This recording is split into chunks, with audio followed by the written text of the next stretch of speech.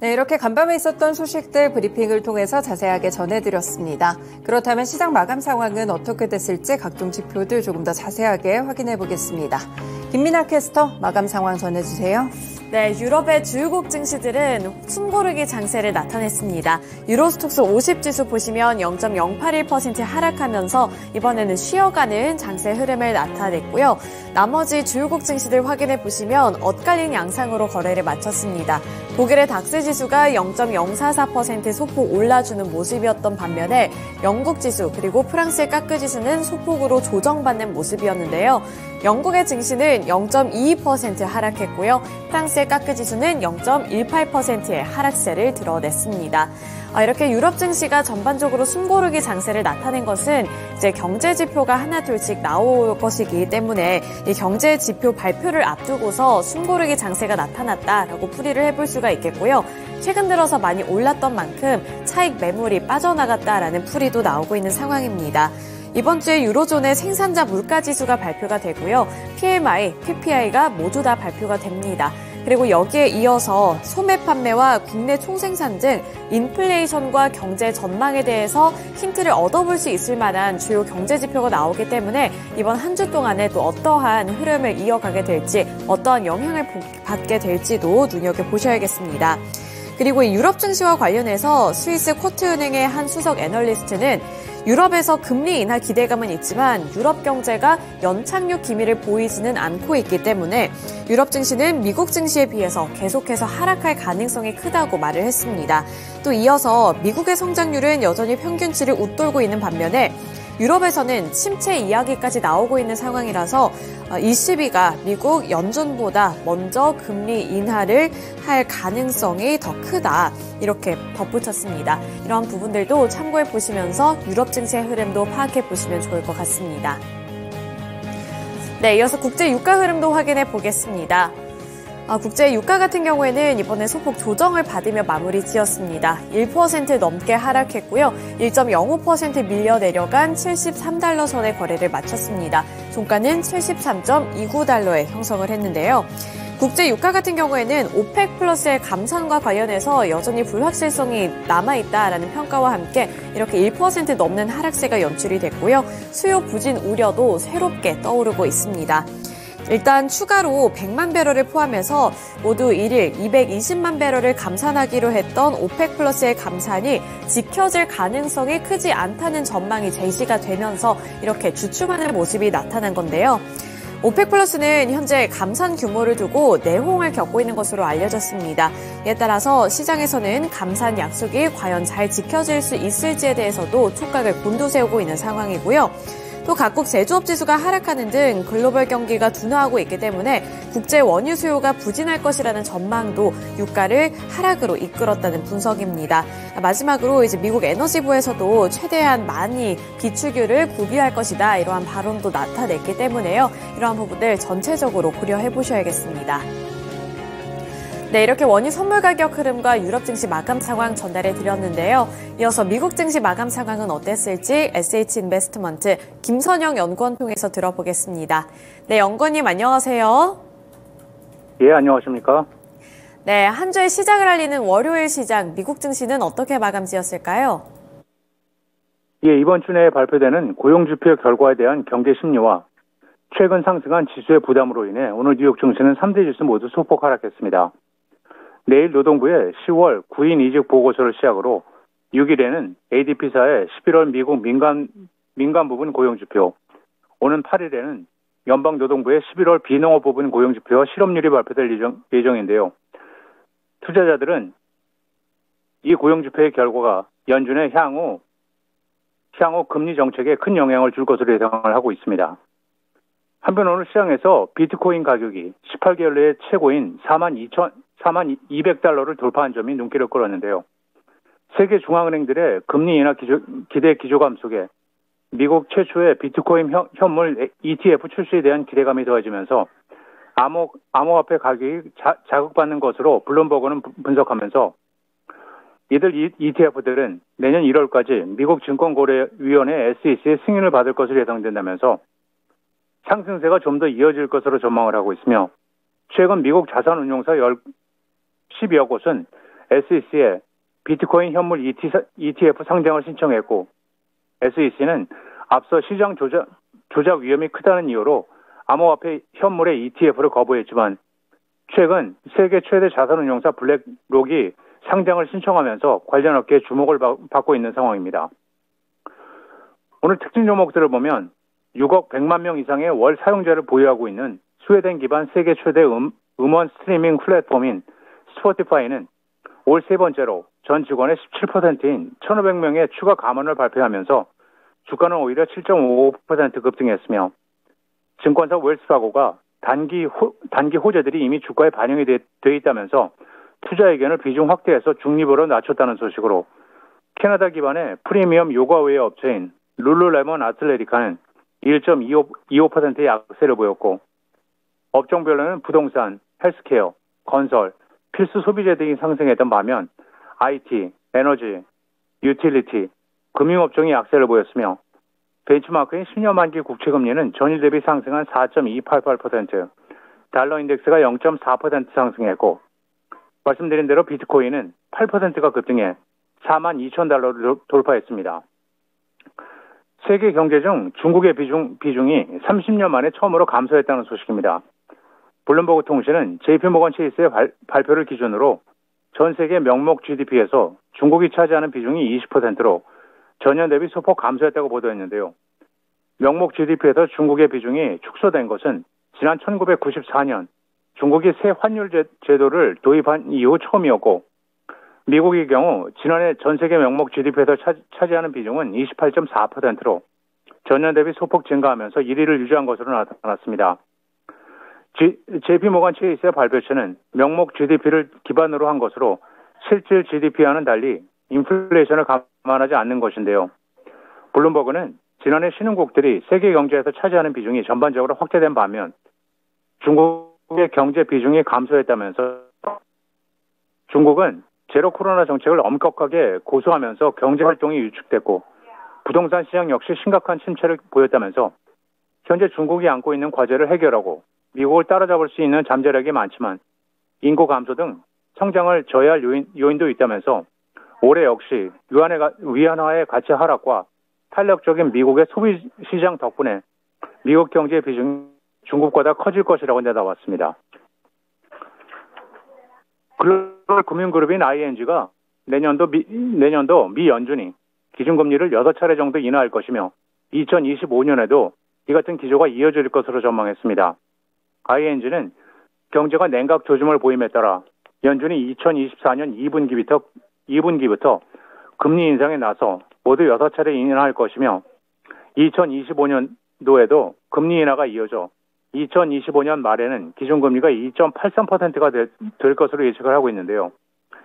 2025년에 4번 인하를 점친 것으로 이 경우 내년 말 기준금리는 현재 5.33%보다 1.5%포인트가 내려간 3.83%가 되며 이것은 금융시장이 내년 중 총 1.25%포인트의 금리 인하를 예상하는 것에 비해 더 큰 폭입니다. 시애틀 기반 알래스카 항공이 하와이안 항공을 19억 달러에 인수합니다. 알래스카 항공은 하와이안 항공의 부채 9억 달러를 포함해 주당 18달러를 현금으로 지불하는 방식으로 인수를 진행할 것으로 알려지고 있으며 이번 인수는 최대 12에서 18개월이 걸릴 것으로 예상되며 각 브랜드는 유지한다는 방침입니다. 규제당국의 승인을 받아 인수가 최종 성사된다면 알래스카 항공은 항공기 보유 대수가 기존의 300대에서 365대로 늘어나게 되며 취항 노선은 미주와 아시아, 호주, 남태평양의 29개 주요 국제선 노선을 포함해 총 138개로 확대되게 되는데요. 하지만 반독점 당국의 반대에 직면할 수 있다는 우려도 있습니다. 바이든 행정부는 임수합병으로 몸을 불린 항공사가 시장을 장악하고 있다고 보고 제트블루와 스피릿 항공의 합병, 제트블루와 아메리칸 항공의 파트너십을 반대하는 소송을 벌인 바 있으며 알래스카 항공은 하와이안 항공 인수를 하더라도 단 12개의 노선만 겹친다면서 규제당국이 호의적으로 볼 것으로 기대를 하고 있는 가운데 오늘 피인수업체 하와이안이 192%의 폭등세를 보였던 반면 알래스카에어는 14%의 급락으로 거래를 마쳤습니다. 마지막으로 내일은 공급관리자협회 ISM의 11월 전미 서비스업 PMI 지수가 발표되며 시장 예상은 52.4이며 이어 노동부의 10월 구인 지표, S&P 글로벌의 11월 서비스업 지표가 발표되고 JM 스모커, 디자이너 브랜드, 시그넷 주얼러스, 오토존, 센티넬 원, 스티치 픽스, 톨 브라더스, 데이브 앤 버스터스, 퍼거슨 PLC, 코에인 메인, 복스 잉크, 아사나 잉크, 에어로 바이런먼트, 어메리카스 카마트, 그리고 G3 어페럴이 지난 분기 실적을 발표합니다. 네, 이렇게 일정까지 함께 들어봤습니다. 오늘 말씀 고맙습니다. 네, 감사합니다. 네, 유럽 증시에 이어서 미국 증시 마감 상황까지 함께 전달해 드렸고요. 이어서 전일장 국내 증시 마감 상황도 함께 알아보도록 하겠습니다. 어제 코스피와 코스닥이 소폭이긴 하지만 반등에 성공했습니다. 코스피 지수 같은 경우에는 전거래일 대비 0.4%가량 올라주면서 2510포인트 선 복귀해내는 모습이었고요. 종가는 2514포인트 선에서 형성을 했습니다. 어제 코스피 시장에선 외국인 그리고 기관 투자자들의 동반 매수세가 유입이 됐는데요. 외국인 투자자들은 2,500억 원 넘게 매수했고요. 기관 투자자들도 1,700억 원 넘는 매수 물량을 키워나갔습니다. 이에 따라서 소폭이지만 코스피 지수 반등에 성공하며 하루 만에 상승 마감에 성공했는데요. 시가총액 상위 종목들의 흐름도 어떻게 포착이 됐을지 살펴보도록 하겠습니다. 네, 우선은 SK하이닉스 그리고 삼성전자, 반도체 투톱에서는 엇갈린 주가 양상이 나타났습니다. 이번엔 삼성전자가 선방해주는 흐름이 나타났는데요. 삼성전자 0.83% 올랐고요. 반면에 SK하이닉스 같은 경우에는 1% 넘게 하락했습니다. SK하이닉스 1.13% 하락한 13만 1,100원의 종가를 형성했습니다. 네, 그리고 어제 2차전지 셋업체들 확인해 보시면 LG에너지솔루션이 0.35%로 소폭 올랐고요. 삼성 SDI는 1% 넘게 하락했습니다. LG화학 같은 경우에도 2% 넘는 약세를 기록했는데요. 어제 같은 경우에는 이제 미국에서 IRA 법안과 관련해서 FEOC의 세부적인 조항을 발표를 했죠. 이러한 영향력이 도달이 되면서 이렇게 2차전지 셋업체들 내에서는 엇갈린 주가 양상이 나타났다는 점 보셔야겠고요. 2차전지 주와 관련해서는 추후에 조금 더 자세하게 다뤄보도록 하겠습니다. 반면에 2차전지 소재 종목들 쪽에서는 강세가 나타나기도 했는데요. 그 대표적인 종목이 바로 포스코 퓨처엠입니다. 포스코 퓨처엠은 2차전지 섹터 내에서도 소재 종목으로 엮이면서 어제 강한 상승세를 나타냈는데 이 부분도 조금 뒤에 자세하게 보도록 하겠습니다. 포스코홀딩스 0.21% 소폭 올라줬고요. 인터넷 플랫폼주들 쪽에서 뚜렷한 상승세가 또 포착이 됐습니다. 네이버와 카카오가 일제히 2% 넘는 강세로 거래를 마쳤는데요. 네이버가 2.18%, 카카오가 2.21%의 상승세를 나타냈습니다.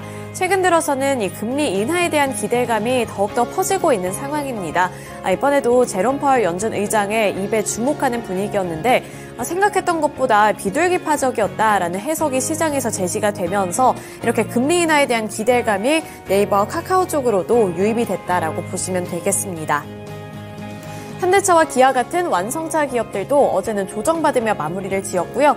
현대차가 0.66% 하락, 기아가 1.98%의 하락세를 드러냈습니다. 제약바이오 섹터도 어제는 딱히 뚜렷한 움직임이 없었습니다. 삼성바이오로직스 오르긴 올랐지만 강보합권 수준에 그쳤고요. 0.14%로 소폭 오르는 데 그쳤습니다. 셀트리온 같은 경우 0.31% 소폭 조정받는 흐름이었고요. SK바이오사이언스는 1%대 강세로 거래를 마쳤다는 점도 확인해 보시면 좋겠습니다. 네, 이렇게 코스피 시장 살펴봤고요. 이어서 코스닥으로 넘어가 보도록 하겠습니다. 코스닥 시장에선 어제 외국인과 기관의 동반 매도세가 이어졌지만 개인 투자자들의 자금이 많이 유입됐습니다. 어제 코스닥 시장에서 외국인 투자자들은 200억 원가량 매도를 했고요.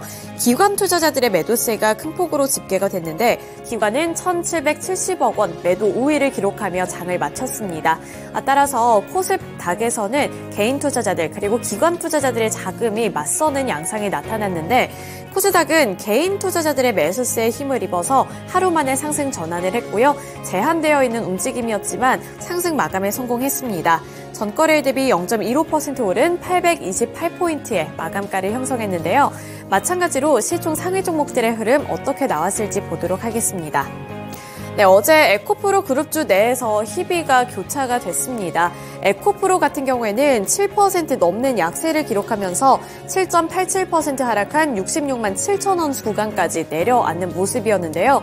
반면에 에코프로 BM 쪽으로는 자금이 쏠리면서 15% 넘게 급등했습니다. 15.36% 오른 32만 3천 원의 종가를 형성해내는 모습이었는데 우선 이 에코프로 그룹주 내에서 에코프로에 있던 자금이 이쪽 에코프로 BM 쪽으로 옮겨지면서 에코프로가 상대적으로 약세를 나타냈다고 보시면 되겠고요. 또 에코프로 BM 같은 경우에는 개별적인 호재 소식이 또 한 가지가 있었죠. 삼성 SDI에 공급을 한다라는 소식이 이제 어제 시장에까지 그 열기가 지속이 되면서 두 자릿수대 급등세를 연출했습니다. 에코프로 BM과 삼성 SDI는 배터리 양극 소재 장기 공급 계약을 체결했다고 그 전 거래일에 밝힌 바가 있는데 계약 기간은 내년 1월부터 2028년 12월까지 총 5년이고요. 그 계약 규모는 약 44조 원에 달합니다. 이러한 기대감이 유입이 되면서 자금도 쏠렸다고 보시면 되겠고요. 다만 증권가에서는 엇갈린 전망을 제시하고 있다는 점도 보셔야겠습니다. 이러한 부분들을 긍정적으로 평가하는 부분도 있었지만 이렇게 수주 소식을 들고 왔음에도 불구하고 이 실적에는 큰 영향을 주지 못할 수도 있다. 따라서 주의를 해야 한다라는 의견도 나오고 있으니까요. 그 두 가지 의견 사이에서 저울질도 필요해 보입니다. 네, 그리고 2차전지 소재 쪽에서는 LNF도 6%대 강세를 나타내면서 6.63% 오른 18만 8,200원을 터치했습니다. 코스닥 시장에서 반도체 종목군들 살펴보시죠. 반도체 종목군들은 코스닥에서도 전반적으로 약세로 거래를 마쳤는데요. HPSP도 2% 넘게 하락했습니다. 그리고 나머지 대표적인 종목들도 보시면 차익 매물이 빠르게 빠져나가는 모습이었고요. ISC라든지 하나마이크론 이러한 종목들도 파란불을 켜냈습니다. 유일하게 리노공업이 2%대 탄력을 받아 나가면서 2.81% 상승 마감에 성공했습니다. 네, 이어서 제약바이오 섹터에서는 알테오젠이 4% 넘는 약세를 기록했고요. 나머지 종목군들 보시면 엔터주들 쪽에서는 다시 한번 하락세가 나타났습니다. JYP 엔터테인먼트 3% 넘게 하락했고요. SM도 2.47%, YG도 3.36%의 약세를 기록했습니다. 마지막으로 이제 제약바이오 섹터에서 셀트리온 그룹주들은 어제 전반적으로 조정받는 흐름이 나타났는데 셀트리온 헬스케어 같은 경우에도 소폭의 차익 매물이 빠져나가면서 1% 조금 안 되는 하락으로 거래를 마쳤습니다. 네, 이렇게 코스피와 코스닥에서 시가총액 상위 종목들 흐름 함께 살펴드렸는데요. 이어서 특징 종목들 조금 더 자세하게 살펴보도록 하겠습니다. 먼저 첫 번째 특징 종목으로 2차전지 종목들 보도록 할 텐데요. 앞서서 2차전지 셋업체들 쪽에서는 약세가 포착이 됐습니다. 자금이 이탈되는 모습이 나타났지만 상대적으로 포스코 퓨처엠이라든지 2차전지 소재 쪽에서는 강한 움직임이 나타났다는 점 포착이 됐는데요. 우선 2차전지주들 어제 가장 핫했던 이슈는 미국의 FEOC 세부 규정 발표였습니다. 이러한 부분들을 두고 일단 증권가에서는 생각했던 것보다 나쁘지 않다라는 의견도 제시를 하고 있는 상황이고요. 오히려 불확실성이 해소가 됐다라는 측면에서 긍정적인 해석을 제시하고 있습니다. 우선 미국에서는 IRA 전기차 세액공제 혜택을 받을 수 없는 외국 우려 기업인 FEOC에 대해 중국 정부와 관련된 합작회사 지분율이 25% 이상인 경우도 그 조건에 포함을 시켰는데요. 따라서 국내 배터리 업계에 미쳐질 영향에 촉각이 곤두세워지는 어제 시장의 분위기였습니다. 이와 관련해서 증권업계 전문가들 그리고 이 업계 전문가들은 예상을 했던 그리고 기대했던 50% 수준까지는 아니더라도 25% 정도면 생각했던 것보다 불확실성 해소 측면에서 나쁘지 않다. 그리고 어떻게 보면 어느 정도 합작하는 것을 인정해주는 분위기다라는 해석이 제시가 되고 있는 상황인데요. 그리고 특히 2차전지 소재 같은 경우에는 국내 기업에서도 이미 이러한 부분들을 고려를 하고 이제 공급망을 좀 다변화하는 움직임을 그 전부터 발빠르게 시행을 해왔기 때문에 타격이 예상했던 것보단 크지 않을 수도 있다. 단기적으로는 비용이 발생할 수 있겠지만 장기적으로 봤을 땐 나쁘지 않다라는 평가도 이어지고 있습니다. 따라서 어제 시장에서는 2차전지 셋업체들보다는 소재 종목들 쪽으로 매수세가 유입되는 모습이 나타났습니다. 따라서 에코프로나 LNF 같은 경우도 있지만 앞서 살펴드렸던 포스코 퓨처엠리 10% 넘게 강세를 나타내면서 34만 8천 원의 종가를 기록했습니다. 이제 중국 합작 법인과도 어느 정도 이 지분율과 관련해서 조정을 할 수도 있다는 점도 체크를 해보시면 좋을 것 같습니다. 네, 이어서 두 번째 특징 종목 확인해 보도록 할 텐데요. 가상화폐 관련 종목 보도록 하겠습니다. 어제 가상화폐 관련 종목들 확인해 보시면 전반적으로 강세를 나타내며 거래를 마쳤는데요. 우선은 서울 옥션 같은 경우도 있고요. K 옥션, 우리기술투자 이러한 종목들이 전반적으로 두 자릿수대 강세를 기록했습니다. 또 위메이드 그룹주들도 어제는 두 자릿수대 급등세로 거래를 마치는 모습이었는데요. 이렇게 가상화폐 관련 종목들이 강세를 나타낼 수 있었던 것은 최근 들어서 비트코인이 강한 상승세를 나타내고 있기 때문입니다. 4만 달러를 돌파를 했다라는 소식도 전달이 되면서 4만 2천 달러까지 넘어서는 모습이 연출이 되기도 했는데요. 이러한 흐름에 올라타면서 가상화폐 관련 종목들 어제 강세로 거래를 마치는 모습이었고요. 곧바로 이어서 STO 관련 종목들도 보겠습니다. STO 관련 종목들도 전반적인 흐름에 같이 따라갔다라고 보시면 되겠는데 최근에 이 STO는 STO 시장이 확대될 것이라는 기대감이 계속 지속이 되고 있는 상황입니다. 그 안에서 갤럭시아 그룹주들이 가장 강한 상승세를 나타내줬고요. 갤럭시아 SM이 29.98%, 갤럭시아 머니트리가 24.59%의 상승세를 기록했습니다. 특히 이 STO와 관련해서 이 증권업계에서는 갤럭시아 머니트리를 최선호주로 꼽았다는 점도 확인을 해볼 수가 있었는데요. 하나증권에서는 토큰증권 산업이 실물자산의 장점과 가상자산의 강점을 바탕으로 투자 환경의 패러다임을 바꿀 것이라는 보고서를 제시했고 그중에서 최선호주로 갤럭시아 머니트리를 꼽았습니다. 네, 지금까지 특징주들까지 함께 알아봤고요. 지금까지 글로벌 증시 마감 시황이었습니다.